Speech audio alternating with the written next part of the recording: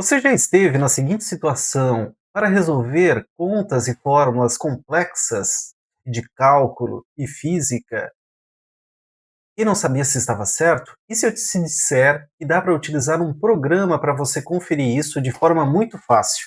E às vezes até fazer tudo nele. Eu vou te mostrar. O programa é este aqui, é o Smart Solver. E o que nós vamos trabalhar com ele hoje? Hoje, então, nós vamos trabalhar com ele algumas operações especiais de matemática que não são simples, não são tão simples assim. Então, vamos primeiro aqui inserir então um texto. Para quem não lembra, então, é aspas. Nós podemos abrir aqui uma caixa de texto, aspas. Vamos falar então primeiro sobre operações com matrizes, né? Algumas operações com matrizes. São com matrizes. Bom, então vamos falar aqui das operações já usuais, como soma, multiplicação e tudo mais. Aqui vamos falar de outras. Primeiro vamos definir aqui a nossa matriz. Vamos chamar a nossa matriz de A, dois pontos. Vamos no canto superior aqui direito e escolher então uma matriz 3 por 3 e vamos inserir aqui valores. Vamos colocar valores na diagonal principal, 1, 5, 3 e vamos colocar zero nos demais. Por quê? Porque vai ser fácil calcular mentalmente também as operações que a gente vai fazer, a gente já faz o cheque mental. O que nós vamos calcular primeiro? Vamos calcular então a determinante. Como é que nós podemos calcular a determinante da nossa matriz? Podemos vir aqui em função, veja que aqui tem as funções auxiliares, podemos procurar aqui o det de determinante. Ou podemos simplesmente vir aqui no canto então superior direito e aqui onde tem matrizes tem as operações com matrizes. E aqui a gente procura determinante. Se não me engano é o segundo aqui, né? Inserimos aqui, veja que apareceu esse símbolo. Aqui então a gente coloca a matriz que nós definimos ou escrevemos tudo aqui dentro também. E pronto, igual, e ele calcula aqui para a gente. Então a determinante, que seria aqui a multiplicação dos elementos da diagonal principal, como todos os outros elementos são zero, é só multiplicar 1, 5, 3, 15, deu aqui 15. Conseguimos calcular a determinante. Por que isso é tão útil? Porque quando você tiver aqui números bem mais complexos, vamos botar uns números aqui ó, bem aleatórios, vai te poupar muito tempo na hora do cálculo e na hora de conferir as coisas. Veja que aqui deu zero, mas vamos alterando aqui um pouco os números, né? Até dar um outro número aqui. Pronto, alteramos aqui, né? Olha só, calcular mentalmente ia demorar muito, ele já calculou aqui de forma rápida para a gente, né? Dá para conferir e tudo mais. Que outras operações com matrizes ainda podemos fazer? Podemos fazer a inversa. Como é que é a inversa? A inversa, podemos simplesmente pegar nossa matriz definida A e elevar a menos 1, igual. E ele vai calcular aqui para a gente. Qual que é a outra forma de fazer isso? A outra forma de fazer isso é vir aqui em funções, matrizes e procurar então o inverte. Inverte, definimos o A e pronto. Realizamos aqui o mesmo cálculo. Então, duas fórmulas de fazer o mesmo procedimento. Tá? Tem mais algumas outras coisas aqui com matrizes, mas vamos seguir para o próximo item. O próximo item que eu gostaria de falar aqui com vocês, então, é operações com números complexos. Então vamos lá. Operações com números complexos. Principalmente o pessoal que está trabalhando, estudando com eletricidade, engenharia elétrica ou até física 3, vai encontrar então esses tipos de problema. Que tipo de problema?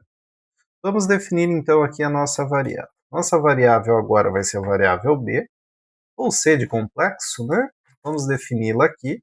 Então ela vai ter um número real, 100, mais um número imaginário, que vamos chamar de 10i.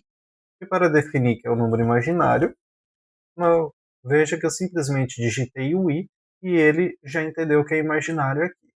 Bom, O que nós podemos... Veja que ele já mudou aqui um pouco também, ele já entendeu que é um número complexo. O que nós podemos querer pegar daqui? Se nós queremos pegar apenas a parte real, nós podemos usar a função do digitar aqui RE e digitar a nossa variável dentro, e ele vai nos retornar somente a parte real. Se eu quiser só a parte imaginária, então é IM variável e ele vai nos retornar aqui. Por que isso é útil? Porque quando nós estamos trabalhando na eletricidade, nós podemos ter números complexos, como por exemplo para a impedância, em que a parte real tem um significado e a parte imaginária tem outro significado.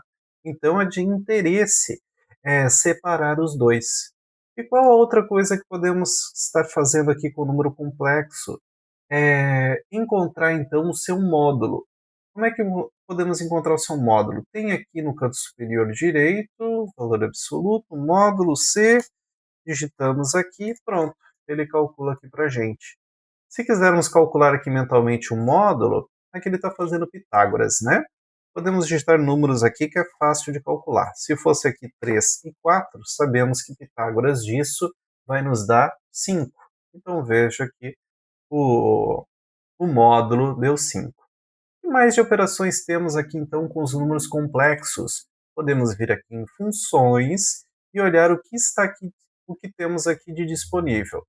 Vamos ver aqui, temos o argumento também, não utilizamos esse ainda, né? O argumento vai nos retornar o ângulo. Veja que esse aqui é o valor absoluto e esse aqui vai nos retornar então o ângulo. Então vamos botar aqui arg e vamos digitar aqui o C. 2 pontos, veja que nos deu aqui então o ângulo, né? Pronto. O que nós podemos observar ainda? Podemos fazer operações simbólicas.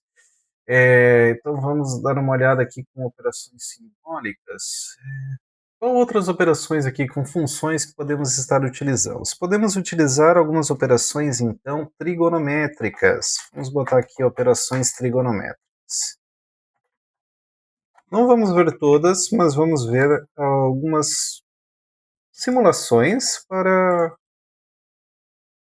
trabalharmos um pouco as ferramentas que temos aqui.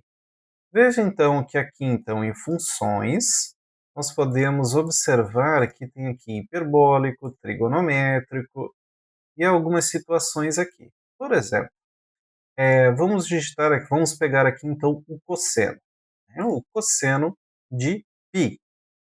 Como podemos digitar o π aqui? Ele está aqui no canto superior direito, né? Vamos pegar aqui o cosseno, dividir por 2, vamos ver que número é esse, veja que é 0, mas se eu pegar o cosseno de 180, é menos 1. Temos aqui. Nós sabemos então que o cosseno, o inverso do cosseno, 1 dividido por cosseno, é igual a cossecante. Então, mas onde é que está a cossecante? Como é que conseguimos pegar?